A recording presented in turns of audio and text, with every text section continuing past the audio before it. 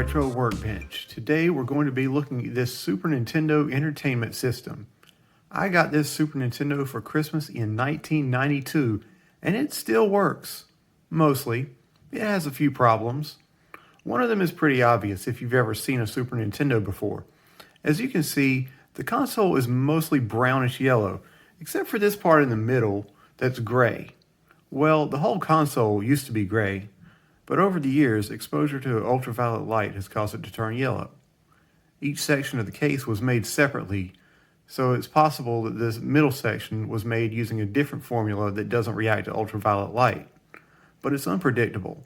You may see whole consoles that are yellow, or consoles where the top is yellow and the bottom is gray, or any other combination. This phenomenon is so common that there is a whole YouTube channel named after it. Now, there are a couple ways I could revive this console. I could retrobrite it, which involves submerging the case in hydrogen peroxide and leaving it in the sun for several days.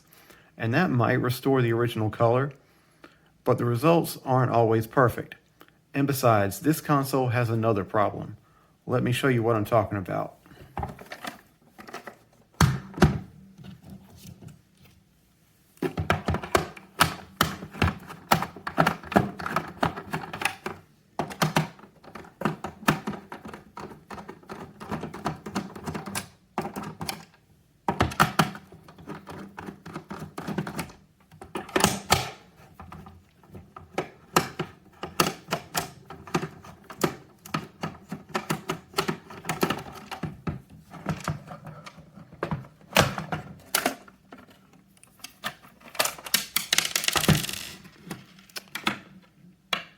It may look like it's in good condition except for the color, but on the inside the screw bosses are crumbling, and retrobriting can actually make it worse. So instead, I'm just going to replace the case.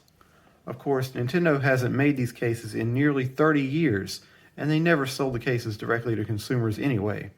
So I'm going to have to use a third-party case. And I'm not limited to gray either. These cases come in all different colors now. I decided to go with this translucent black case. Not only does it look really cool, it solves an annoying problem.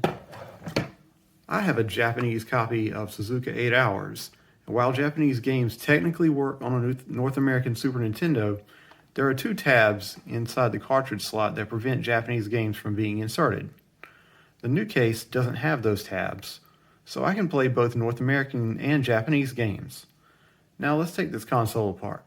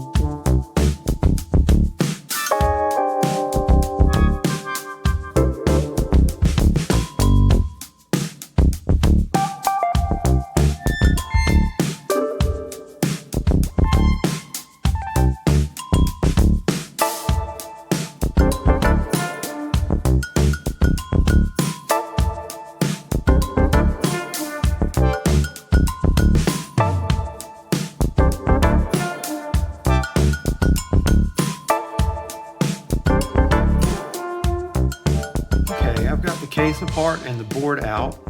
All the capacitors look good, so I'm not going to recap the board, but I am going to replace one component. Over time, the Super Nintendo can develop a white line down the middle of the picture. Replacing the voltage regulator can fix that. I've noticed that my games don't always start when I turn on the console, so I'm going to clean the cartridge slot so that hopefully my cartridges will make better contact. And since this is going in a translucent case, I'm going to clean up the board and polish all the metal parts with Barkeeper's Friend.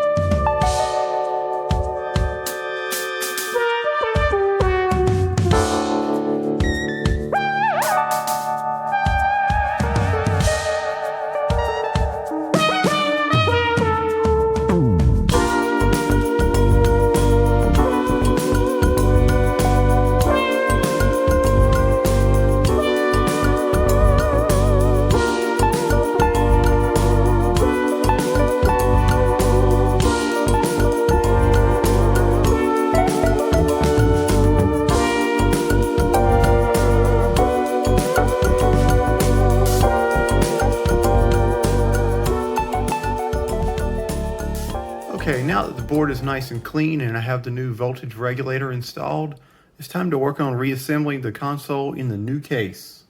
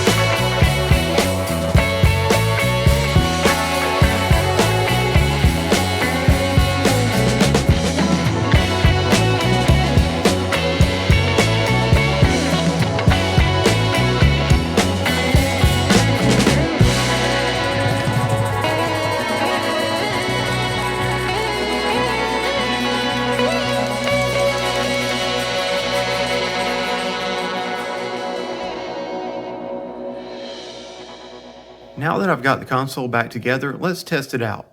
Now, the purists will probably say I need to play this on a CRT TV. Well, I do have a CRT, but right now it has a warped image. Maybe I'll fix that in a video someday.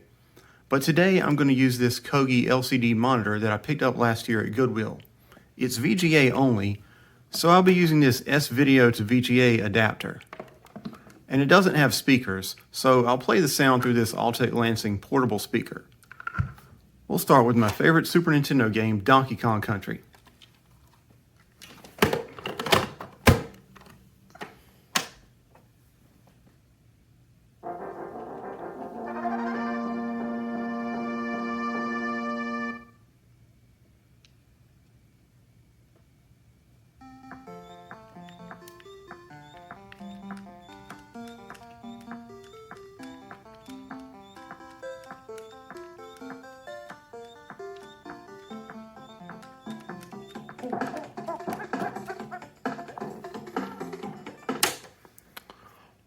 Well, it seems like this controller is not working. Let me go get another controller. Okay, I'm not sure what the problem was, but I think maybe the buttons on this controller are just a little worn out, but it works just fine. So I'm going to play a little bit of this.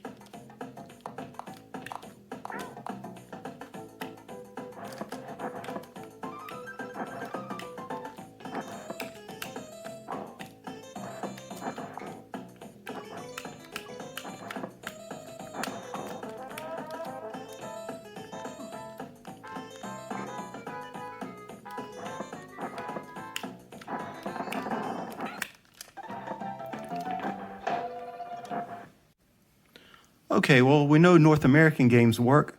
Now let's try my Japanese copy of Suzuka 8 Hours.